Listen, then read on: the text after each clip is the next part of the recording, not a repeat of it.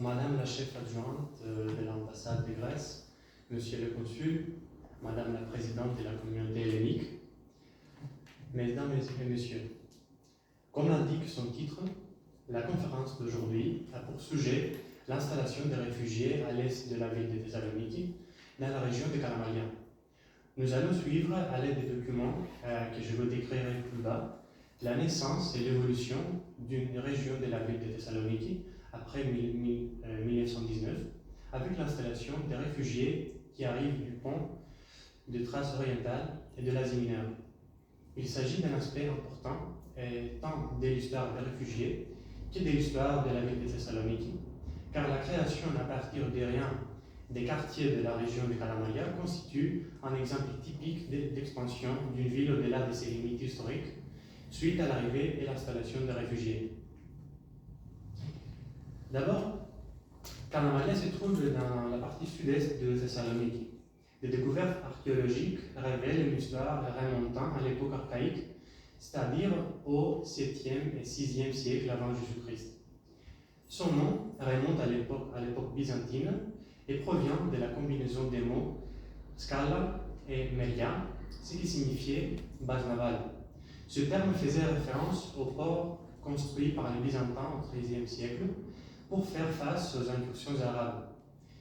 Cependant, les habitants de Kalamalia aiment affirmer que le nom vient des mots Kali et Melia, donc le beau côté de Thessalonique. Pendant des siècles, Kalamalia reste presque inhabitée.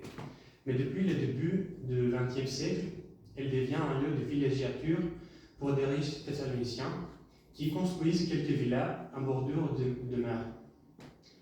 Le premier plan d'aménagement organisé a été conçu après l'incendie de la ville du centre de Thessalonique de 1917, qui a offert l'occasion de repenser Thessalonique. Ainsi, dans le cadre de l'effort de modernisation de la ville, Kalamalia était destinée à devenir une zone résidentielle pour les classes moyennes et supérieures, avec des espaces verts, un casino et des hôtels de luxe. Ces projets étaient toutefois bouleversés par les événements antérieurs et l'arrivée des milliers de réfugiés. À la même époque, la Première Guerre mondiale a entraîné une autre utilisation de la région. Après 1916, Thessalonique a dû accueillir environ 500 000 soldats des forces alliées, logés dans des camps nouvellement construits autour de la ville. À Kalamalia en particulier, des hôpitaux, des aéroports et des baraquements furent construits pour répondre aux besoins des soldats, ainsi que des infrastructures qui, comme nous le verrons, allaient être utilisées à l'avenir. Ici, nous voyons des photos de cette période, avant la création des quartiers des réfugiés, sur lesquels apparaissent seulement les constructions militaires. Ces baraquements étaient situés à l'endroit où se trouve aujourd'hui le centre de Kalamalia. Et bon, ces constructions, pour la plupart sommaires, allaient pourtant s'avérer très utiles pour l'installation des premiers réfugiés qui allaient arriver dans la région. Les premiers réfugiés que Kalamalia fut appelé à accueillir étaient les Caucasiens, qui commencèrent à arriver en 1919. Ce terme, Caucasien, désignait essentiellement les habitants du pont historique qui avaient auparavant trouvé refuge dans le sud de la Russie et dans le Caucase pour fuir les troupes ottomanes. De là, furent transportés par milliers par bateau vers la Grèce. Une partie d'eux est arrivée à Thessalonique et fut installée dans ces constructions militaires que je vous ai montrées. Quelques années plus tard, après la signature de la Convention d'échange des populations en 1923, arrivent les réfugiés de la Thrace orientale, de l'Asie mineure et du pont, qui seront installés dans ces mêmes constructions. L'importance de la région tient au fait qu'il devient un des 3 centres de quarantaine et de désinfection de Grèce, ta polymateria et l'imocafarteria, dont nous parlerons plus en détail par la suite. En français, il s'agit de ce qu'on appelle le lazaret. Et les deux autres lazarets de la Grèce étaient au Pirée et à Macronissos. Ainsi, la région de Kalamalia fut un lieu de passage et d'installation pour ces réfugiés. Mais que savons-nous de ces réfugiés et quelles sources existent pour à ces sujets? Après des années d'inactivité, dans les années 90, furent fondées les archives historiques prosvitico-hellénismo. Il s'agit d'un néologisme difficilement traduisible en français, peut-être de l'hellénisme réfugié. Donc il s'agit d'un organisme rattaché à la municipalité de Kalamaya, composé d'historiens et d'archivistes qui vise à sauvegarder, préserver et valoriser l'histoire et la culture des réfugiés. Sa collection comprend des milliers de photos, des documents, comme par exemple des certificats, des contrats d'achat, etc., des journaux, des cartes et des magazines, recueillis en grande partie grâce à la contribution personnelle des habitants de Kalamaya eux-mêmes. La contribution la plus importante des archives à la préservation de la mémoire des réfugiés est toutefois la collection d'environ 1800 témoignages oraux des réfugiés de première et deuxième génération, enregistrés sous forme audio ou vidéo. Ces entretiens étaient généralement réalisés au domicile de l'informateur à partir des questionnaires plus ou moins structurés. On commençait par la description de lieu d'origine, la patrie, où les réfugiés donnaient des informations sur leur mode de vie, leurs coutumes, l'éducation, les pratiques religieuses, la cohabitation avec les musulmans et leur vie avant la catastrophe. Ensuite, l'entretien s'est concentré sur la transition vers la Grèce, le voyage, l'accueil par des Grecs et les premières années d'installation. Toutefois, certains témoignages permettent de recueillir des informations sur cette période à laquelle nous allons nous adresser aujourd'hui. Revenons alors à l'arrivée des réfugiés. Comme l'a décrit de manière très évocatrice un diplomate américain, à leur arrivée, les réfugiés étaient une masse tourbillonnante et trablante de misère humaine, enveloppée des avions, affamés, malades, couverts de vermine, les yeux enfoncés, dégageant la terrible odeur de la souillure humaine. Par conséquent, les autorités locales accordèrent une grande importance à la limitation des maladies telles que le paludisme, la dysenterie et le typhus, qui provoquaient des dizaines de morts par jour. Pour cette procédure, on a utilisé les installations de désinfectoires français. Lorsque les troupes alliées se retirèrent en 1919, les infrastructures, les laboratoires, l'incinérateur et la pharmacie furent légués à l'État grec. Le processus de désinfection au lazaret de Karagounou comprenait la coupe de cheveux et une quarantaine. Ici, on voit une très rare photo qui nous reste de ces lazarets, et ce sont des très importants documents. C'était une procédure extrêmement traumatisante pour des réfugiés déjà éprouvés, qui vivaient ce traitement comme une punition et une humiliation. Pendant cette période, les premières besoins essentiels des réfugiés furent prises en charge par l'État grâce à la mobilisation du vaste mécanisme coordonné par le ministère de l'Assistance, plus tard renommé ministère de l'Hygiène, de la Protection sociale et de l'Assistance publique. L'aide des organisations caritatives étrangères, en particulier américaines, fut cruciale, tout comme le rôle plus systématique joué par la Commission de la réinstallation des réfugiés, qui a été fondue en octobre 1923. L'ampleur de la tâche était immense si l'on considère qu'en 1923, environ 70 000 réfugiés passèrent par Karagounou et 50 000 en 1924. On estime qu'entre 1919 et 1924, environ 170 000 personnes sont passées par le lazaret de Kalamaya. Les conditions de vie étaient déplorables parmi les milliers de réfugiés qui s'entassaient dans les lazarets, comme on peut l'imaginer. Au cours de cette période, presque 32 000 personnes ont trouvé la mort. Après leur passage par le centre de désinfection, les réfugiés étaient soit installés sur place, soit répartis à l'intérieur du pays. Leur nombre était probablement d'environ 10 000, ce qui est très élevé si l'on considère que la région, la Kalamaria, jusqu'alors inhabitée, étaient dépourvus d'infrastructures. Les premiers besoins urgents en logement furent donc satisfaits par des tentes montées par les réfugiés eux-mêmes, mais surtout grâce au baraquement militaire des forces alliées dont on a déjà parlé. Ces 150 bâtiments, longs et en bois, abritaient plusieurs familles chacun. De nombreux témoignages décrivent les conditions de vie dans ces baraquements. On apprend ainsi qu'en raison des matériaux inflammables, les incendies étaient fréquents et les conditions sanitaires très mauvaises, comme on peut l'imaginer.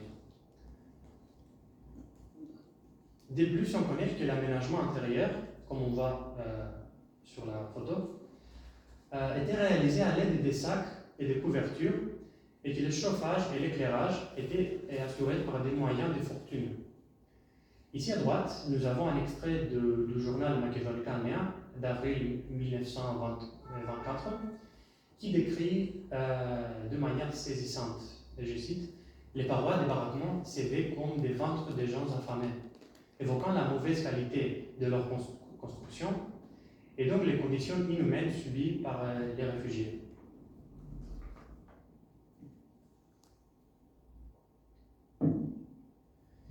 Cependant, peu à peu après 1926, commencèrent les travaux de construction des quartiers de Calamaria. Plusieurs quartiers virent le jour, tant dans la zone côtière, comme Arezzo et Neagreni, que plus à l'intérieur, comme le centre de Calamaria et le quartier de Vergon. Comme cela s'est produit avec les nouveaux quartiers de réfugiés dans d'autres régions de la Grèce, ceux-ci ont pris leur nom du lieu d'origine des réfugiés qui s'y sont installés. Par exemple, Vergon doit son nom au quartier homonyme de Constantinople, vu qu'il s'agit d'un quartier de Calamaria essentiellement peuplé des réfugiés de Constantinople. En général, jusqu'à la Seconde Guerre mondiale, la plupart des réfugiés avaient quitté les baraquements militaires et s'étaient installés dans les nouveaux quartiers qui ne cessaient de s'étendre. Cependant, certains réfugiés sont restés dans ces baraquements, dont les derniers ont été démolis aux années 50. Lors de l'installation dans les nouveaux quartiers, un soin particulier fut apporté à ce que les réfugiés soient regroupés dans des endroits similaires à leur région d'origine. En même temps, on veilla à ce qu'un noyau d'habitants provenant du même lieu d'origine soit présent dans chaque quartier. Par exemple, les habitants originaires de la ville côtière d'Arezzo, près de Constantinople, furent installés à Arezzo dans la zone littorale de Calamaria, où ils pouvaient exercer les mêmes métiers que dans leur patrie, tels que pêcheurs, marins, etc. La tâche de la construction des quartiers fut principalement prise en charge par l'État, avec quelques exceptions, comme l'autoconstruction, où on fournissait aux réfugiés des matériaux qu'ils construisent eux-mêmes leurs maisons, ou quelques cas d'initiatives privées, comme par exemple au quartier de Bisantio ou Caragonaghi. L'État considéra comme solution la création des quartiers en dehors des limites historiques de la ville, où il existait de l'espace disponible pour des expropriations. Ainsi, Calamaria fut créé presque de zéro comme une extension de Thessalonique et fut peuplé exclusivement de réfugiés. Les maisons dans les nouveaux quartiers étaient de différents types, de plain-pied à 2 étages, des habitations collectives de 4 logements ou encore des maisons individuelles qui en général accueillaient plus d'une famille dans des conditions précaires. Les avaient généralement des fondations en pierre, des murs en briques ou en bois et un toit en tuiles. Divers témoignages évoquent l'utilisation des matériaux de mauvaise qualité pour leur construction, au point que les briques se dissolvaient sous la pluie car elles étaient faites de sable marron. Comme l'évoque Harry Klein, l'acteur très connu qui est né et grandi à Calamaria, je cite, « Les briques étaient fabriquées ici avec de l'eau de mer. Les briques se désagrégeaient très vite puisque l'eau était salée et nous avons donc été contraints de vivre sous une tente pendant 2 ans. » Il est également rapporté que beaucoup de maisons n'avaient même pas de fondation. Toutefois, peu à peu, jusqu'à la fin des années 30, la plupart des habitants des baraquements militaires furent transférés dans un nouveau quartier où les conditions de vie étaient relativement meilleures. La procédure pour obtenir un logement dans ces quartiers comportait plusieurs étapes. Tout d'abord, le réfugié devait soumettre une demande en déclarant qu'il n'avait bénéficié d'aucune autre forme de réinstallation, ni lui, ni ses proches. Il devait également être en mesure de verser un acompte correspondant à une dixième de la valeur du logement. Les habitations n'étaient donc pas données gratuitement, mais les réfugiés devaient, sur une période de 15 ans, rembourser une somme allant de 30 000 à 70 000 drachmes selon le quartier concerné. La priorité était donnée à ceux qui vivaient encore dans les baraquements militaires, et au final, les bénéficiaires étaient désignés par tirage au sort. Il est très souvent mentionné que les réfugiés ayant finalement obtenu une maison dans un quartier de Kalamaya ont remboursé le coût pendant l'occupation allemande, c'est-à-dire après 1941, lorsque l'inflation rendait les remboursements plus faciles. Finalement, la plupart des habitants n'ont reçu un titre de propriété pour leur maison qu'après 1950. Il convient de noter que parmi les réfugiés, on retrouve fréquemment la perception qu'il y a eu des irrégularités dans la désignation des bénéficiaires, les commissions compétentes agissant souvent de manière partielle et qu'il fallait avoir des relations pour obtenir une maison. Selon une expression d'un réfugié que je trouvais dans les archives, c'est-à-dire une expression proverbiale grecque qui désignait l'injustice quant à la distribution des maisons. Une autre question extrêmement complexe était celle des indemnisations. Selon le traité de Lausanne, tout grec ou turc faisant partie de l'échange de population a le droit de recevoir dans le pays où il s'installe une propriété de valeur et de qualité équivalente à celle qu'il possédait avant l'échange. Et lorsqu'on parle de propriété, on fait référence aussi bien aux biens mobiliers qu'immobiliers, aux champs, terres agricoles, mais aussi aux produits qu'ils généraient, ainsi qu'aux revenus perdus. Il s'agissait donc une fois de plus d'un processus immense et de longue haleine, pris en charge par diverses commissions. Ce processus fut facilité par la création de comités composés de membres connaissant bien la situation patrimoniale de leurs compatriotes, ce qui leur permettait de confirmer les déclarations des réfugiés. Ce que vous voyez sur la diapositive, c'est ce qu'on appelle le livret familial du réfugié, dans lequel le chef de chaque famille déclarait le membre de sa famille, ainsi que les détails sur les biens pour lesquels il demandait une indemnisation. Comme on peut s'y attendre, le processus prenait beaucoup de temps, et dans l'attente de son achèvement, il fut décidé de verser aux réfugiés une avance en attendant le montant total de l'indemnisation. Après l'évaluation de compensation, les réfugiés étaient convoqués par le journal local et recevaient le montant depuis la banque. Selon le témoignage oraux, le montant final reçu par les habitants de Kalamaya dépassait légèrement 20 000 drachmes, ce qui reflète la moyenne de compensation reçue par les réfugiés installés dans les villes. Là encore, l'opinion générale était qu'ils avaient été lésés, que ce qu'ils avaient reçu était bien inférieur à ce qu'ils méritaient, et que des erreurs avaient été commises par les commissions compétentes. Parallèlement, il est intéressant de noter que de nombreux réfugiés ont dépassé l'argent de leur indemnisation pour acheter des biens de consommation ou pour profiter d'un certain confort de vie dont ils avaient été privés jusqu'alors. Mais parlons un peu plus de la vie dans les nouveaux quartiers de Kalamaya. Avant même d'être complètement rétablis, les habitants se sont montrés très actifs dans la vie sociale, créant des associations et des organisations. Très rapidement, ils ont formé des associations selon leur lieu d'origine, afin de revendiquer leurs droits de manière plus organisée et de demander le logement de leurs membres dans des quartiers spécifiques. De plus, ils ont rapidement formé des associations caritatives, des clubs sportifs et des groupes qui promouvaient les activités culturelles, contribuant activement à la préservation de la culture des réfugiés. Comme on le voit sur les photos, chaque quartier a formé des équipes de football, comme par exemple le Marathoners de Kouril, et le plus connu, Apollon Kalamarias. Ce dernier ne se limitait pas uniquement aux activités sportives, mais entre autres, il possédait également une mandolinata, les réfugiés perpétuant ainsi leur tradition musicale.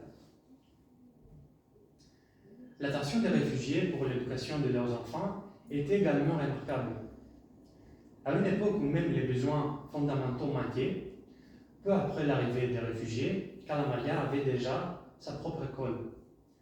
On sait qu'elle était d'abord installée dans une cabane qui a brûlé, puis a été remplacée par la célèbre École Rouge, qui dès 1925 était hébergée dans un baraquement militaire.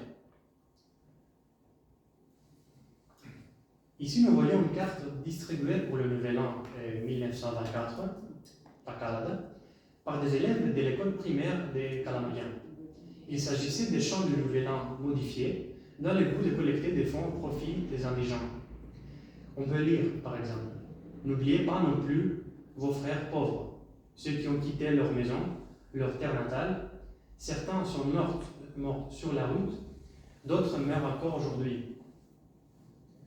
Entre-temps, pour répondre aux besoins éducatifs des enfants des quartiers côtiers, une deuxième école a été créée en 1927 sur l'initiative d'un instituteur. Les listes des élèves des écoles de Kalamaria sont conservées aux archives historiques et constituent une source d'information précieuse. Par exemple, elles permettent de connaître les pourcentages garçons-filles, le pourcentage des orphelins, la profession du père ainsi que l'âge des enfants dans chaque classe. Le schéma général montre que des élèves d'âge différents fréquentaient souvent la même classe. Et bien que les enfants soient inscrits à l'école, ils abandonnaient souvent pour travailler. Comme le révèlent ces registres scolaires, les habitants de Kalamaria exerçaient une grande variété de métiers. La plupart étaient des ouvriers travaillant à Thessaloniki, dans des secteurs divers comme le bâtiment, etc. Mais beaucoup étaient aussi des petits commerçants, des vendeurs ambulants, mais aussi des artisans comme des tailleurs, des cordonniers, etc. Naturellement, les habitants des quartiers côtiers étaient majoritairement pêcheurs ou marins, tandis qu'un tout petit nombre exerçait des professions urbaines, tels que commerçants, médecins, avocats, etc. Sur la photo à gauche, on voit un exemple de professionnel vendant des articles de nouveautés ayant nommé son magasin au Bon Marseille. On peut le voir sur l'enseigne. Parallèlement, les nouveaux quartiers ont rapidement construit des églises pour répondre aux besoins religieux des habitants. Et bientôt, chaque quartier avait sa propre église. Sur la photo à gauche, on voit le père Iorios Nikolaïdis à l'intérieur de la première église de Kalamaria, l'église de la Transfiguration du Sauveur, initialement logée dans une cabane au centre-ville. Cependant, cette église a été détruite par un incendie, et à droite, on voit l'imposante église construite après 1930, qui existe encore aujourd'hui et constitue l'église principale de la région. Juste derrière la métropole se trouve le bâtiment qui abritait l'école de Kalamaria, l'école élémentaire et lycée, visible sur la dernière photo derrière les élèves. À propos de la photo, jusqu'à côté de la boîte, on voit le jeune Harikin pendant ses années scolaires. Ce bâtiment a fonctionné comme école de 1930 et 1994, puis il a été transformé en mairie. Cette mention nous amène à la municipalité de Kalamaria.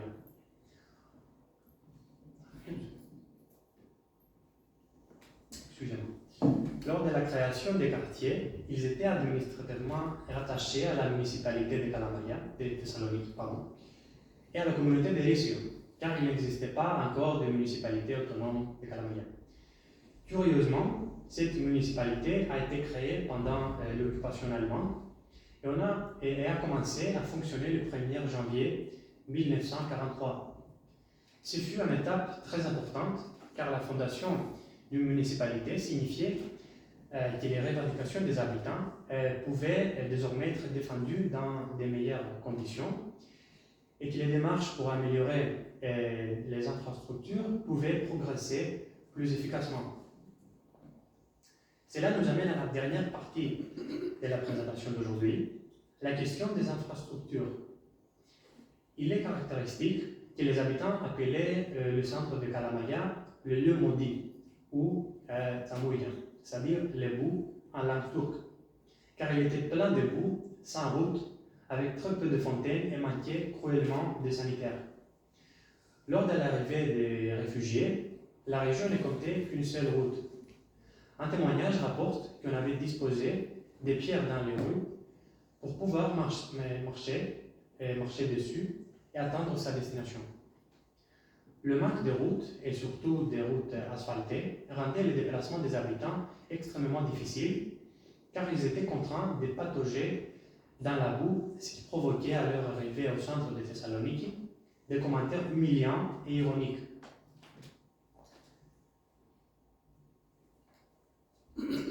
Comme nous l'avons mentionné, la plupart des habitants travaillaient à Thessalonique, ce qui signifiait qu'ils devaient parcourir quotidiennement une longue distance. Il leur fallait donc prendre un bus local jusqu'à la zone de dépôt, à la frontière entre Thessalonique et Kalamaya, d'où ils prenaient le tramway pour rejoindre le centre-ville. Cependant, tous ne disposaient pas des 5 drachmes nécessaires pour le billet de bus, si bien que beaucoup étaient contraints de marcher entre 30 et 60 minutes dans les conditions que nous avons décrites précédemment. Sur les photos à gauche et en haut à droite, on peut voir à quoi ressemblaient les bus durant les premières années de l'installation dans les décennies 20 et 30. Peu à peu, surtout après la Seconde Guerre mondiale, des lignes directes reliant Kalamaya et à Thessaloniki ont commencé à être mises en place. Toutefois, les déplacements restaient difficiles en raison de la mauvaise qualité des routes.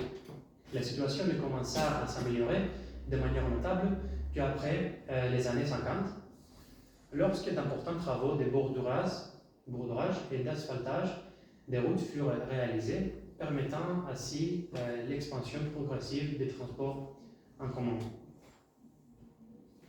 Un autre problème qui a tourmenté les habitants de Kalamaya pendant des années était celui de l'approvisionnement en eau et des canalisations pour les eaux usées. Le réseau de la région ne disposait pas de canalisation principale et jusqu'aux années 50, Kalamaya fonctionnait avec un système de distribution d'eau en alternance uniquement pendant quelques heures par jour, à partir de fontaines publiques comme on voit sur les photos. Le petit nombre de ces fontaines provoquait d'ailleurs de fréquentes disputes entre les réfugiés qui faisaient la quai pour remplir leurs couches. L'eau n'est arrivée dans les maisons des habitants qu'après les années 50, et ce n'est qu'en 1969 que le problème de l'approvisionnement en eau a été résolu grâce à la construction du grand réservoir de Kalamaya. Quant à l'assainissement, il est resté rudimentaire pendant de nombreuses années. Des toilettes publiques ont commencé à être construites seulement en 1930 et les maisons individuelles manquaient de sanitaires. Ensuite, la pratique la plus courante était l'utilisation des fosses septiques situées à l'extérieur des maisons, dans chaque quartier ou chaque pâté des maisons, ce qui représentait un grand risque pour la santé publique. Là encore, la situation s'est sensiblement améliorée après 1960 avec la mise en place des stations d'épuration et de réseaux d'égouts. Enfin, parlons de la question de l'électrification. Bien que Thessaloniki ait été éclairée pour la première fois à la fin du XIXe siècle, lors de l'installation des réfugiés, l'éclairage électrique à Kalamaya était totalement inexistant et comme mentionné, les habitants utilisaient des bougies. Plus tard, à partir d'au moins 1934, certains quartiers étaient desservis par une centrale électrique privée qui fonctionnait 12 heures par jour si bien qu'en hiver, Kalamaria était plongée dans l'obscurité à partir de 18h30. Là encore, les services d'éclairage se sont progressivement améliorés après 1950 grâce à une gestion plus organisée de la veille, c'est-à-dire la compagnie publique d'électricité. Bon, l'histoire de l'évolution de Kalamaria est un exemple parlant du fait que malgré les nombreuses épreuves que les réfugiés ont traversées et les difficultés objectives d'adaptation à un état connu et inconnu, pauvre et souvent hostile, ils ont progressivement réussi à s'intégrer à la société grecque. Les banlieues auparavant inhabitées de Thessalonique ont amené un intellectuel français à s'exclamer, je cite, « Quel miracle! La région autour de Thessalonique, autrefois des pâturages, s'est maintenant transformée en verger et en vignoble. » Cette évolution fut rendue possible surtout grâce aux efforts personnels et à la passion des réfugiés eux-mêmes, désireux d'embellir leur maison et leur environnement. Comme se souvient une habitante de Kalamaria, je cite, « Ici à l'époque, on ne voyait pas la maison voisine à cause des arbres qu'ils avaient plantés. C'était si beau. » Un autre témoignage reflète le même esprit. Les gens d'ici étaient paresseux, ils ne faisaient rien. Leurs champs étaient délaissés, mais quand les réfugiés sont arrivés, en 3 ans, tout avait changé. Bien sûr, les souffrances des habitants de la région se sont poursuivies au cours des années suivantes. La période de l'occupation allemande a particulièrement éprouvé les réfugiés qui ont payé leur engagement dans la résistance nationale lors du blocus de Kalamaria en août 1944, quand les nazis et leurs collaborateurs grecs, les membres des bataillons de sécurité, c'est-à-dire Thermatos Politis, ont au total assassiné 29 personnes. Plus tard, de nombreux habitants de Kalamaria ont suivi les centaines de milliers de Grecs qui ont émigré en Allemagne à la recherche d'un avenir meilleur. Cependant, les conditions de vie ont commencé à s'améliorer après les années 50 grâce à la mise en place des infrastructures essentielles. Cela a permis à la municipalité de s'engager plus activement dans des domaines jusqu'à-là considérés comme secondaires, tels que les activités culturelles. La période d'après-guerre, et en particulier celle après 1960, a apporté de nouveaux changements.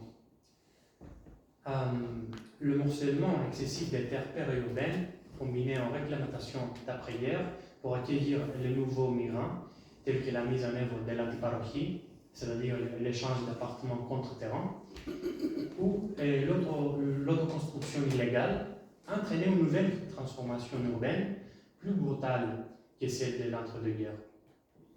Les efforts de l'État pour relancer l'économie locale et atténuer le problème du logement en mobilisant l'initiative privée ont de nouveau créé les conditions pour une intense reconstruction sans prendre en compte la création d'espaces publics.